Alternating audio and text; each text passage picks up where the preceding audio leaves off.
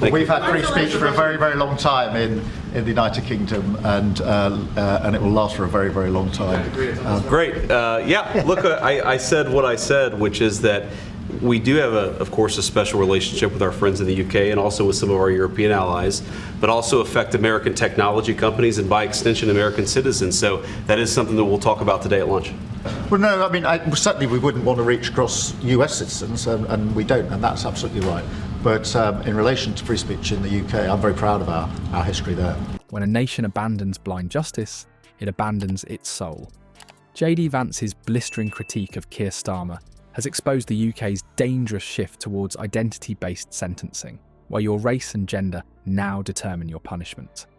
In a political landscape where speaking uncomfortable truths gets you labelled as extremist, Vance stands alone in calling out what many Britons fear to say.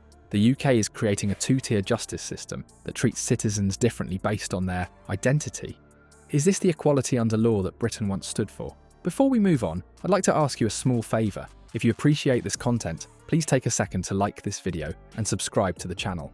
Over 98% of you watch the videos without subscribing. It costs you nothing, but it makes a huge difference to us. So did you click the subscribe button? Great, thank you so much. Now back to the video.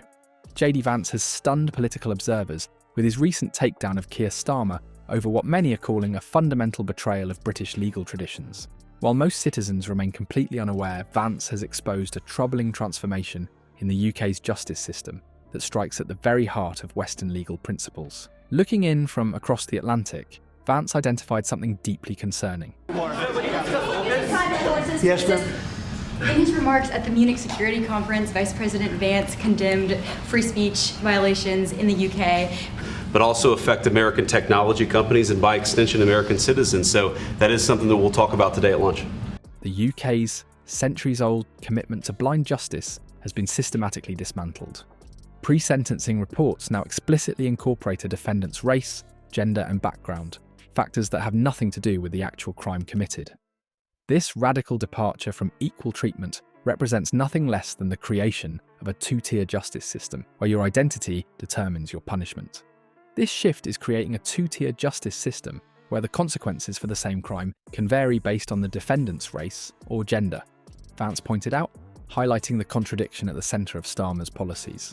The new guidelines particularly disadvantage white Britons, who are expected to face harsher sentences compared to other groups for identical offences. What makes this situation even more alarming is the complete lack of public discussion surrounding these changes. Vance's confrontation with Starmer intensified when he revealed how these transformative policies were implemented quietly, away from public scrutiny.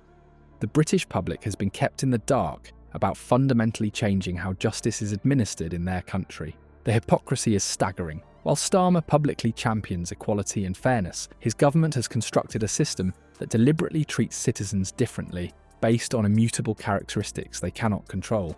As Vance directly challenged, Starmer publicly champions equality, while simultaneously overseeing a system that judges citizens differently based on their race or gender.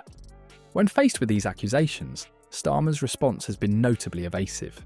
But we also know that there have been infringements on free speech that actually affect not just the British. Of course, what the British do in their own country is up to them. Great. Yeah, look, I said what I said, which is that we do have, of course, a special relationship with our friends in the UK and also with some of our European allies. Rather than addressing the fundamental contradiction between equal treatment under law and identity-based sentencing, he's attempted to sidestep the issue entirely, a telling reaction that many see as confirmation of Vance's claims. The explosive confrontation reached its peak when Vance declared that under Starmer's leadership, the UK has abandoned the very foundation of Western justice. No longer does the severity of punishment match the severity of the crime. Instead, it depends on which identity group you belong to, a principle that undermines centuries of legal progress. Beneath Starmer's polished rhetoric of defending democratic freedoms lurks a far more disturbing reality. The attack on equal justice appears to be just one piece of a systematic dismantling of British liberties, with free speech becoming the next casualty. While Americans freely debate controversial topics online without fear of government intervention, ordinary Brits face an entirely different prospect: police at their door for expressing incorrect opinions on social media. Vance's investigation uncovered the staggering scale of this speech crackdown. over 3,300 British citizens detained for social media posts in a single year under Starmer's watch. This isn't merely theoretical. It represents thousands of lives disrupted by dawn raids and police interrogations for words typed into Facebook or Twitter. Even more disturbing is how these prosecutions directly contradict Starmer's public posturing as a champion of free expression. Well, no, I mean, certainly we wouldn't want to reach across US citizens, and we don't, and that's absolutely right. But in relation to free speech in the UK, I'm very proud of our history there. But we've had free speech for a very, very long time in the United Kingdom, and it will last for a very, very long time. Particularly, could you respond? What is your message? I have an idea. We have the man right here. Come on. Let's go, JD. We're putting you on stage. These hate speech laws have expanded to encompass vague concepts like causing offence or promoting disharmony, Vance noted during his confrontation. Such intentionally subjective terminology creates a dangerous weapon that can be aimed selectively at political opponents, while ignoring identical behaviour from allies. The evidence suggests a clear pattern, one where your political alignment determines whether your social media post warrants criminal charges. The hypocrisy reaches its peak when examining Starmer's own career trajectory. Vance's most scathing criticism targeted Starmer's previous role as Director of Public Prosecutions, where he helped architect the very speech restrictions his government now enthusiastically enforces. This isn't mere inconsistency, it's calculated deception, promising freedom while methodically restricting it.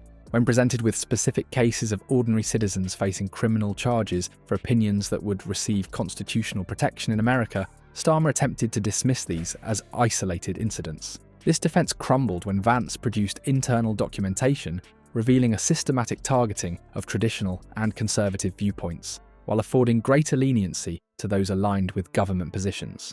The UK has transformed from a beacon of liberal democracy into a nation where expressing unpopular opinions carries the risk of criminal prosecution. What was once the birthplace of modern democratic values now monitors its citizens' speech with an intensity that would make history's authoritarians proud. As Vance put it, this represents a fundamental threat to Britain's identity as a free society. What's at stake here extends far beyond a singular political confrontation. Vance's criticism highlights a fundamental concern. The UK's alarming departure from its core liberal values threatens the very fabric of British society and its global standing.